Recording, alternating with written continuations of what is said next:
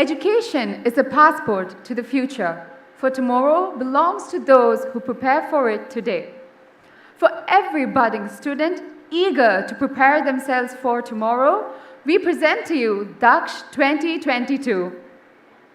Members of the audience, a very good morning to one and all present here. Christ University is proud to welcome you all to this edition of DAKSH, the annual flagship event of the university. I am Avantika Prasad and I will be your MC for the day. DAKSH, the annual Education and Career Guidance Fair, hosted by the Student Council of Christ deemed to be University, is a one-stop destination for all things education. At DAKSH, you get to witness exclusive opportunities, imperative student guidance, acquire varied knowledge, and make informed choices regarding your education and your careers. Without any further ado, we present to you today's session, Roadmap to Civil Services. We are beyond honored to have amidst us Mr. Vivek Shrivastava, IPS, our esteemed speaker for today. Some of his incredible achievements include being appointed as Inspector General in the Elite Special Protection Group, SPG, which, might I add, guards Prime Minister Narendra Modi, including the Gandhi family. Mr. Shrivastava is currently posted as Additional Director of the Intelligence Bureau in the Ministry of Home Affairs. I think I can speak on behalf of everyone here when I say there is no one better to guide and help us navigate the intricate and perplexing world of civil services. I assure the audience you are in the hands of a mastermind. Sir, it is an absolute privilege to have you here at DAKSH, and we request you to kindly take the dais.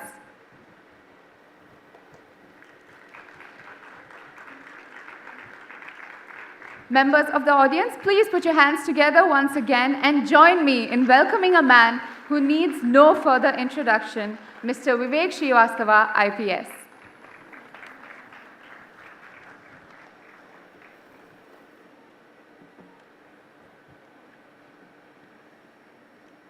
Can I have it?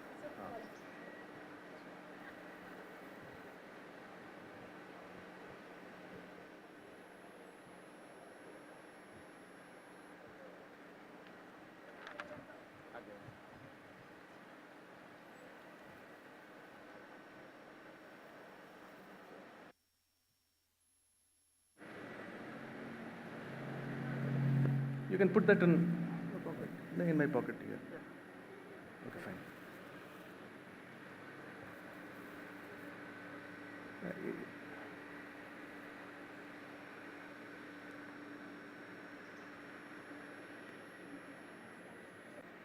So how much time do I have?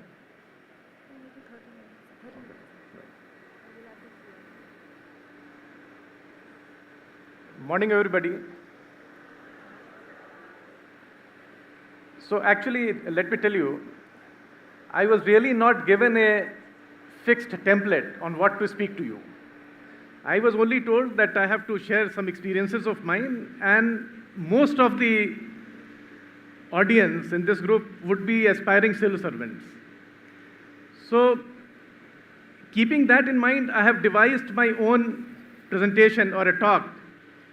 What will it take actually to get through the UPSC, and what you are actually likely to face once, if at all, you join the civil services, especially the IAS or the IPS, because all the services are different and there are different challenges in all the services.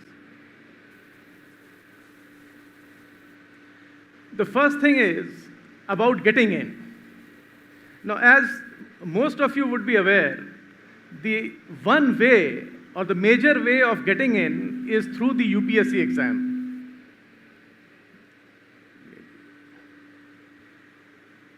The UPSC conducts its exam on an annual basis. The round about 10 lakh actually aspirants fill the prelims, fill the form for the prelims exam. 5 lakh approximately actually appear in that. So actually the success rate ultimately boils down to 0.15%. So it is in a sense a difficult exam. As you all would be aware, it is basically a 3-step exam. The first is the prelims, the second is the mains, and third is the interview. I will not get into what the nitty-gritty of the presentations because I have a short time for 30 minutes in which to put that. Now, once you come to the preparation, the first question which may arise to you is how long do you actually have to prepare to be reasonably sure that you have a decent chance of getting in. Now, I will interrelate with my experience also. I took the civil services exam along with my MSc final physics. I am a student of physics from Delhi University. So the prelims was actually maybe 15 days after my MSc final exam. And it was in the first attempt which I had cleared the UPSC. So I am actually in a position to tell you. Now, how long? That actually will depend upon you yourself. If you are generally well-read, if you have done your class 10th well, if you have actually been paying attention to your graduation time, have been reading newspapers, then by and large, a preparation time of 1 year to 1.5 years will by and large suffice. But if this is the first time you are actually reading books or looking at the newspaper, then that preparation time will actually elongate to much longer. Now, having said that, the second thing which is very important here is, it is not really UPSC, between closed walls, I can say, it is no exam actually selects the very best. There is no mechanism of doing it. So basically, there is a lot of information to be gleaned, to be processed, to be retained, so that actually you can write that at the time of the examination. If you have read a lot, but that information is not available to you for whatever reasons, you have forgotten about it or things like that, then it really doesn't help you too much. So the second very important thing comes about the strategy. Now, I will again give you an experience. During our time, which was a long time back, we had to take, one was the prelims exam, which was a general studies paper, and then there was one paper of your choice. So I had taken physics. This is actually not the case now. You only have to take a general studies paper. But since, as I told you, I was taking my prelims exam along with my MSc final, I strategized, since I thought I was a decent student of physics, that 120 questions were there in the physics. So if you do the previous year's question paper, you will come to know how many you are likely to do correctly in that exam. So I thought I will be able to do at least 100 and 110 out of 120. That being the case, I did a few rough cases, took a dry exam of the GS paper. So in that, it was, I could do out of 150, 60 correctly. Now, there were other papers, and then I tried to see how much time I had to invest in general studies to get one additional mark. I came to the conclusion that the amount of time for getting one additional mark was much more in GS than what it would be for me in physics. So I left general studies. 60 questions I will be able to do out of 150, that is fine. With lesser amount of time investment, I will get actually more marks in physics. So this is the role of strategy. While this may not work here, you have to actually do your own assessment to figure out in which area, if there is an investment of time, will lead to more success or more reward in terms of marks. Now, as I told you, the minimum you will be looking at would be 1 year period, 1.5 year period, at times maybe 2 year period, at times maybe even 3 year period. So it is a long haul. So set your own pace, because there will be a number of people you will find, oh, that man, that girl, that boy is actually studying for 14 hours a day, 16 hours a day. I can manage with only 8 or 10. So I'm losing out on 2 hours of study every day. And since I'm competing against him, I must also put in those 14 hours, 16 hours. that is not a very good assessment to do. I used to only study for 8 hours a day because that was my limit. I don't say that is the right amount to study.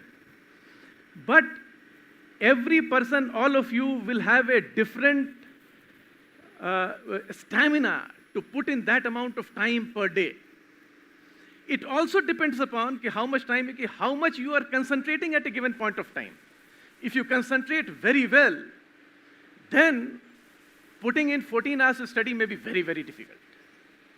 If you are able to concentrate uniquely and very focused, very finely, then maybe 8 hours is very... So you have to take a call how much... So don't get guided by what others are doing. You have to set your own pace. Many times while you are preparing for that, this doubt will come, whether I'll compete, whether this investment of time, leaving maybe other job opportunities, whether it is worth it. So these self-doubt, times of self-doubt will come. This is very detrimental. So you must believe if there is one person who is going to get through, it will be me. While you may think it is a hugely egoistic statement to make, unless you have that kind of self-belief, that motivation will not come over a long period for you to successfully negotiate this difficult exam. Also, as I told you, while you will be actually competing with each other, it is actually a good idea to collaborate also. For example, I'll tell you, 3 of us actually collaborated. The second paper, I had taken along with my physics was psychology paper, which I had actually never touched at any point of my life. Why did I choose psychology? I chose psychology because I thought I found it interesting. So in the possibility that if I do not get through, I don't end up studying a subject which I actually didn't like. So in any case, it will help me in future. Any study which you do will actually come back and help you sometime later in your life. So no study is actually a complete waste. So keep that in mind. So here, there was a friend of mine who was also taking UPSC. So we collaborated. Half the notes of half the paper was made by him. Actually, what happened was, I had got all the notes from my seniors. But just before the exams, the syllabus of psychology was completely changed. So everybody, most of the students who had taken psychology actually dropped that because no notes were available in the market, if I may put it that way. So I was left with an option, either I drop it also and go along with the herd, or in the given time after prelims and the mains, you have 4.5 months to try and do that in that given limited time. So paper 2, since I was a student of physics, my friend was a student of history. Paper 2 is a lengthier paper, actually. You have to write longer answers. And being a student of physics, I was not used to writing long answers, so I did paper 1. My friend did paper 2, and then we actually exchanged notes, and somehow managed to complete it in the 4-month period which was there. Physics, as I told you, I thought I was reasonably decent about. So of the 4.5 months available, close to 3.5 months went into this psychology. 15 days went into physics, and I did not study GS. Why? Because I was in the habit of reading. I could think on my feet. I will come to that later. And I gave the exam. In psychology, I got 60%, which is one of the highest in India. Maybe in one of the papers. In paper 2, there is no need to clap, but I'm not that good, but it is only a strategy. In paper 2, I got 200 marks out of 300, which is 66%, which was the highest in India, which was more than the PhDs in psychology got who had actually helped me. Now, just hold on. Is it a reflection that I knew more psychology than the PhD in psychology? The answer obviously is no. The only thing which I did was, in 3 hours, I put before the examiner better material in a more concise fashion, in a more logical fashion than that PhD in psychology did. That is the only thing. So collaboration helps. That is what I am saying. My friend who actually took psychology, he got full 10% less than me, with the same notes. And he was a topper in history of Delhi University. So it was not that he was a... So he comes around and asks me, what did you do? Did you withhold some information from me? I said, no, I had given you everything what you had. So I will come to that. While collaboration helps, the person who does it intelligently will get the cake. Now, as I told you, the first is the prelims exam. In the days when I took the prelims exam, clearing prelims was a foregone conclusion. If you were a quasi-decent student, you would surely clear prelims. Today, this is the hardest part. Why I'm telling you this? My daughter, she also was preparing for the civil services. Then she dropped it midway because she got a PhD position at ETH Zurich. So she thought maybe doing a PhD in physics in ETH Zurich, which is a very highly ranked university in the world, is actually better than maybe going into the UPSC. So I went through the prelims at that time. It has actually, to tell you, become almost a game of chance. But is it a complete game of chance? Is it any, mini, maina? Whether you have to do... No, that is also not the case. But the current prelims exam, clearing it is a challenge, let me tell you. What will help you negotiate through that? Since it is basically based on lots of, I may put it to you, almost irrelevant facts which are placed everywhere, you have to do a very wide reading. If you are only dependent upon a coaching institute, you will come to grief. So read a newspaper, that is the minimum you can do. All the NCERT books, so that will be the starting point, and after that, as much information as you can do. Even after doing that, if you have done the prelims paper currently, you will figure out that number of questions you are only able to eliminate maybe 1 or 2. So then there comes in whether, because of this negative marking, should you attempt a question? Now, unless the gods are against you, the probability theory will apply.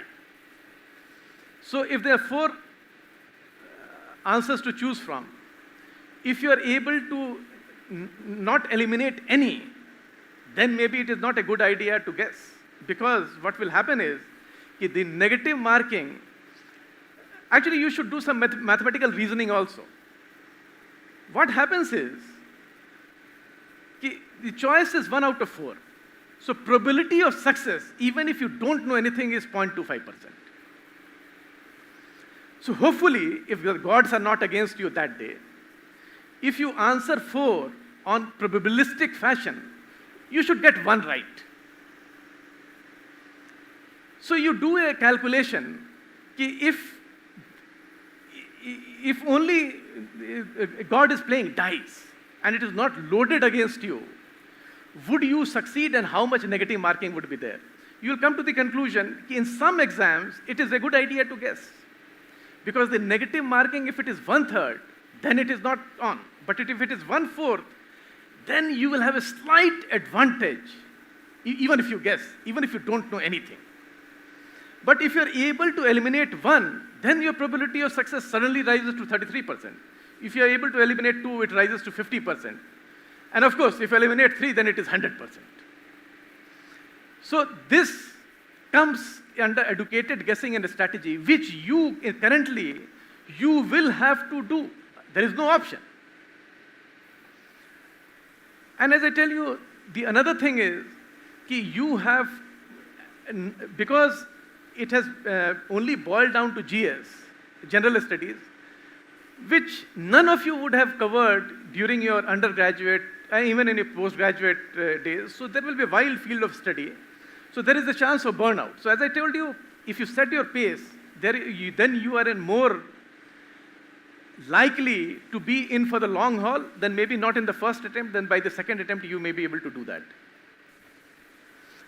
I'll just tell you in the GS, when I took the GS, at that point of time, almost 8 questions used to come where they would say, okay, I'll just give you an example. They will give 4 rulers. And you have, when did the rain? When did they come to power? So maybe X dates are given. So you have to arrange in ascending order or descending order. You get the question. Ki Ashoka was born here, Harsha was born at this year. It is not given birth of Ashoka, birth of Harsha, birth of Aurangzeb, birth of somebody else. You arrange this in ascending order.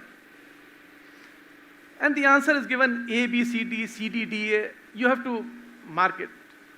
Now for a normal student, it would be if you know the dates of birth, then you hit the spot on. I would do all these questions without even reading, but solve all these without even reading the question correctly. What was the strategy?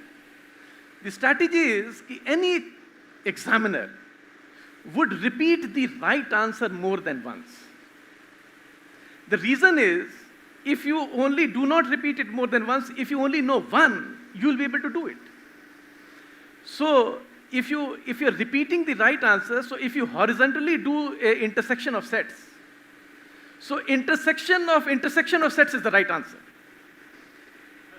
But I did that, but subsequently I told this to my friends also, that this is the way of doing it. You can actually answer 7 questions without even knowing the question correctly. So now UPSC has changed that. You will not find that kind of questions there.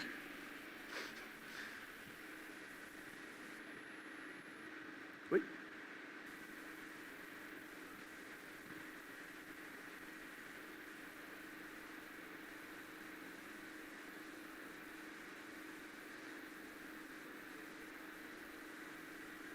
Now, coming to the mains. Now, mains, you have, basically in the mains, you will have general studies. 7, 8 papers of general studies, 7 papers of general studies, 2 papers of your own subject of your choice, and 1 essay, including ethics. Now, here you are constrained to write in a given time period within a word limit. How should you go about it? Even if you study for 2 full years, it is very, very unlikely you will know all the questions. Even if you know the answers to the questions, it is still very unlikely that you would have prepared the questions in the number of words they want the answer in. You may have prepared a 600-word answer. The same question would come and you will be asked to give the answer in 60 words. So if you are a typical arts student, then what happens if you memorize things? Then the first sentence becomes a cue for the next sentence. So that is exactly what had happened to my friend who did not do well in psychology in the first attempt. He could memorize much better than me.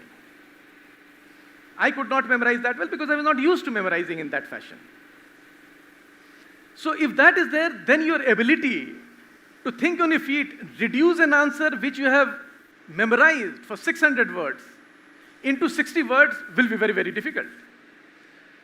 So you have to develop this ability to write in your own language and expand or contract given the number of words which are required. Now, how do you do that?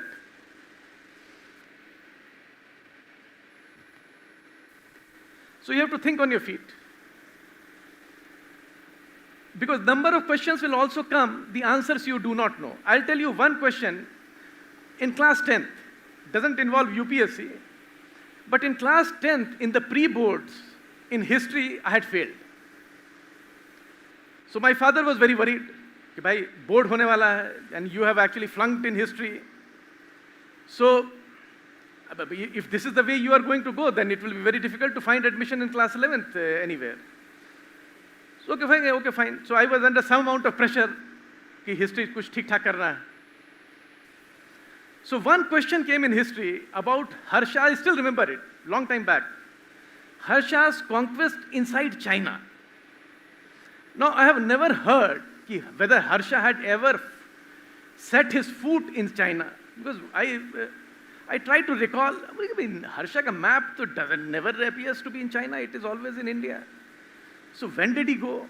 So then I concluded, that if they are asking this question, then Harsha must have gone to China at least sometime. Otherwise, you will not ask this question. So one thing is there, he would have set his foot in China. Now, since I recollect the map, it never included China. It was only by the Himalayas. So then the conclusion is he would never have consolidated his empire there. Otherwise, the map would have included China. Third is, how did he then go into China? He would have taken some pass. You can't go over the Mount Everest. So my geography was good, so I knew the names of a few passes. So I said that after consolidating his empire in India, he looked northwards and had ambitions towards the north, used this pass to take his army. But because of the difficult climatic conditions, of course, you know the Tibetan plateau, the temperature, he could not consolidate and he came back. I sheepishly got out of from the examination hall, asked a few people, Bhai, kahan pe ye tha ye? Where did this question figure from? So there was some history book which was there.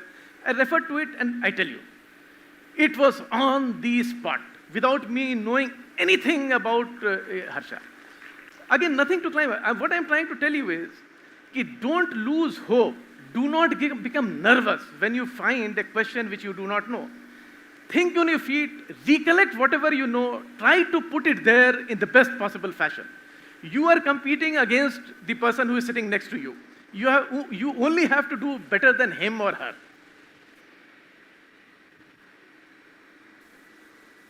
So this is what I am saying, you have to marshal facts, present it in a lucid and a logical fashion. Ultimate analysis is that the assessment, what you have written, will be based on what you have put on that day, on that sheet of paper. It really doesn't matter how much you know. You may be a PhD in that field. But if you have only written 2 questions very well, you only get marks of 2 questions, and not on how much you know. Now I'll come to the service per se. After all this effort, you get into the service. Now let me tell you very point blank. I am in the Indian Police Service. Many of my colleagues are in the Indian Administrative Service and in the Revenue Services, etc. Typically, 30% would be completely disenchanted with the service even after 20, 30 years. So don't think if you have got into the service, the life is made and you have got what you wanted to achieve. You may still be a very dissatisfied person. So what I want to tell you is, you must know what you are getting into and whether you are made for this or not. And if you come to this assessment, I am better off at some other place, then it is not a good idea to put in 1 year, 1.5 years and try to get into that. I can tell you, in fact, the sharper you are in studies, the more dissatisfied you are likely to be. Actually, it is the inverse logic. Why it is so, I will come to you. Why? Because all government service is a very hierarchical organization. So there is a set hierarchy. To breach that hierarchy is almost like an impossibility. It is not like an impossibility, it is an impossibility. You may be the God's gift to humankind. You may have the brightest of idea. Your boss doesn't like that idea. You are done. If you are in corporate sector, you may actually leapfrog your boss because your idea is very good. So if you are that kind of person, very creative, very ambitious, wants to rise very high, very fast, you think you have that drive in you, basically civil service is made for mediocres. You will be happier. आप कतार में खड़े हैं. You are in queue. It doesn't, as I said, it doesn't really matter how sharp you are. If there is some ass in front of you, you are behind it. और उसी कतार पे आप चले जाइएगा. Second thing which is very important, which you have to keep in mind is, Your age advantage. I have put in 30 years of service. I have reached in my cadre, which is Gujarat, the rank of DG, which is the senior most at the police level. But in central government, the promotions are slower. So, we will be becoming DGP's rank in the next 2-3 months. So now I'm additional director, so it will become a special director or a director. Point is, if you get into the service at the age of 28, 29, then you might, many of my colleagues or batchmates have retired. They may have been very good, but since that age was not in their favor, they retired before they could reach the highest level, let alone getting a good posting. So that is one thing which is very important. Another thing which you'll get is, you'll get a decent amount of respect. But I am in the police, so that is why I have been invited here. Had I not been in the police service and I had maybe not headed the special protection group, you would not have called me. So you get respect. Government service, the power comes with that. But if you yield it responsibly, then it is not a power, then it is a service. The power will only come once if you use it for your advantage or some other's advantage unnecessarily. Now be very, very clear. If you are going into the service to make money, then it is better to become a panwala next to Claridge's hotel in Delhi. He also makes 2, 3, 5 lakhs per month. This is a service, so unless you are service oriented, it is not a good idea. I'll tell you a number of reasons. Because there will be lots of, actually, what I can tell you in Hindi, pralobhan. On the way, give him a favor, give that a person a favor. So you must ask yourself, have you come into the service, or are you going into the service where your writ only lies with the poor people? Ki jo garib aadmi hai, who has no influence, your writ only lies with that. If he's a politician, if he's a senior bureaucrat, you kneel down. If that is the case, then this service is not meant for you. Because you will never ever get any satisfaction, one. Number two, within the service, you'll be treated like dirt. I have seen, this says, I have worked in Bihar also. Lalu Yadav used to treat bureaucrats in different fashions. If he was honest and capable, he would always be very respectful, get up whenever that bureaucrat comes in. And if he knew that this person was a thief, or he had no idea how to do anything, he would just abuse him and humiliate him in front of everybody. So if you have heard stories about number of CMs humiliating bureaucrats, keep that in mind.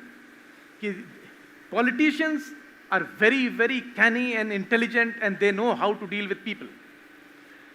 If you go in there, whether you want to be treated like dirt or not, and then you can do little. Another thing is, what comes in is, you may think, you may actually err at certain times, and then become courageous, or a person who will take a stand sometime later. It really doesn't happen. Courage, gentlemen and ladies, it is not a switch which you can actually put on whenever you wish to and put off when you don't. It is an enduring trait. Taking a stand, courage. So you will have to practice this daily. If you do not practice this daily, when the crisis comes, you will never ever be able to stand. So keep that in mind. So it may not be so, if you keep this in mind, it may not be so, such a great service which you're looking for, because there is a lot of hard work.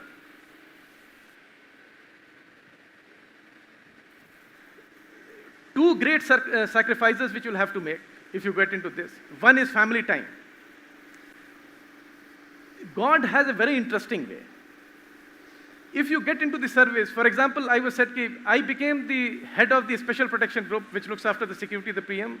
I was the youngest ever to hold that post in India. When people near the age of retirement I became at the age of actually 49 years of age. So that is, so basically when you are looking, but the point is, with power comes a lot of responsibility. So if anything goes wrong, you are the one who will be blamed. So there is a lot of pressure. And your subject is the Prime Minister himself. So you have to devise ways to get the head of the nation to conform to security parameters in a fashion in which he agrees to you. If he doesn't agree, that option is not available to you. So it becomes very, very, very stressful. So second is privacy. Once you become a public servant, there is no privacy. Kindly understand, in today's India, every person moving on the street is also a cameraman and a reporter, having a mobile in which he can film you. So any small aberration, out of frustration, anger, or whatever time you make, will be captured and will be uploaded. This is a huge risk. Another which is saying now, UPSC is not the only mode of getting into the service. Now the government is opening up the lateral entry dispensation. So number of joint secretaries in Government of India have come from the private sector who are on lateral entry. So you will have to compete against them in future. So for that, you will actually have to reinvent yourself and specialize. It is no longer the British times that you are a brown sahib. Just because you have made it to an exam, you have become a sahab. That is no longer the case. So if you have to earn respect, you have to know your job. You have to perform. You have to compete against others. What is primarily there in the government service. So the differentiation between private sector and government sector, to a large extent, it is getting eroded. Only thing which is going for the government services is they will not actually throw you out just like that. There is a due process through which you have to be thrown out. While in the private sector it is slightly easier, but rest of it, it is actually equalizing quite a bit, with the proviso that if you put in that amount of effort in private sector, your remuneration will be much higher.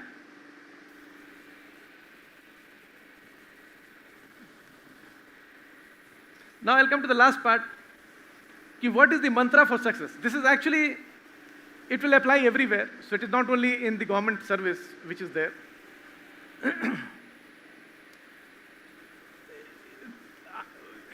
You will not find it in any book, but I have not copied it from book, but it is actually experiential. Success in life, it is a product function. Product function means it is a multiplication. The first thing is your intelligence, IQ. How intelligent you are. If you are more intelligent, you are more likely to succeed, generally. But it is a product function of second is your communication skills. How good or bad are you in communicating with everybody? Your colleagues, your friends, your family, your children, your teachers, etc., both oral and written. It is very important. And the third, which I have abbreviated as ATGA, is your ability to get along. Your interpersonal skills. Now mind you, if any of these elements is zero, your chances of success is zero. You may be Mensa rate IQ, 170. Communication, you can write like Shakespeare, but you can't get along with a single person on earth. You are going nowhere, my friend. Maybe then you should go to the government service, because नीचे से धक्का खाते खाते कहीं तो पहुंच ही जाइएगा, unless they throw you out. So, if any of these is actually slightly weak, then you have to work on that. I'm quite sure IQ will take care of yourself. You are in a good college, you have had a good education, so you will have a decent IQ. Don't bother about that. Everybody will more or less matches that. But this communication skill is very important.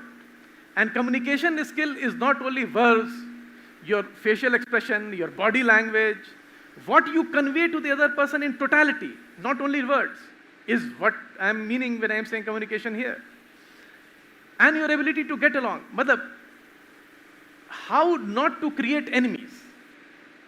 There may be, you will always make friends, but you should and you must always have a working relationship with your senior formations, because you can't wish them away. You may not like your professor, you may not like anybody who is above you, but there must be a working relationship to that. So that, in that sense, it is very important. If you are in government service, additional things kick in. You are, as I told you, a public servant, so basically answerable to the public. In the long run, in the larger sense, and in the smaller sense, to the government, to your boss. So you have to have that ability to manage your environment. And your environment will be politicians, public, press, seniors. I'll give you again an example. I was SP Baroda Rural in Gujarat cadre. So I had taken on my boss. He was IG of Baroda range. So he would write to me nasty letters. And I would reply reasonably nastily to him also. So there was a running battle with my boss.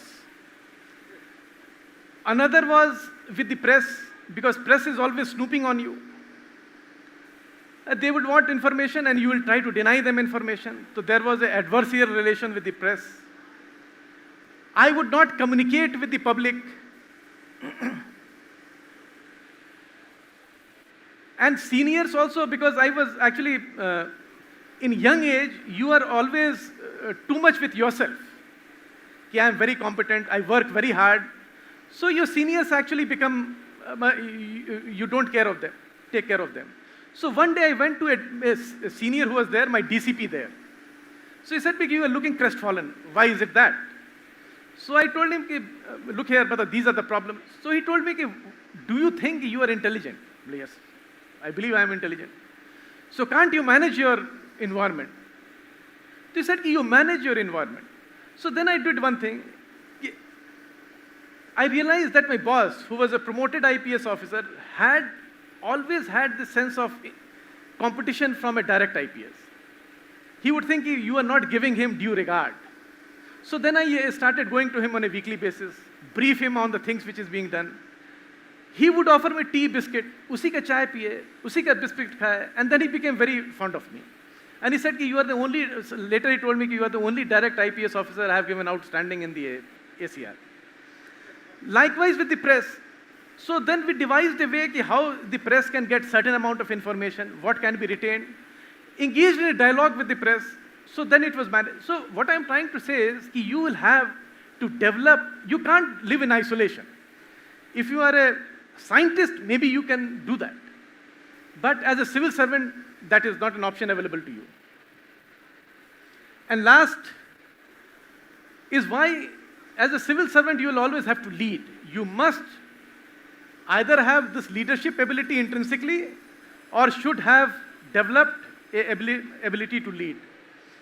Otherwise, why would the subordinates listen to you? Just because you are occupying a higher place, it really doesn't never always help. Now, since the bell has gone, I will finish here. If there are one or two questions, if there is time, I'll answer those.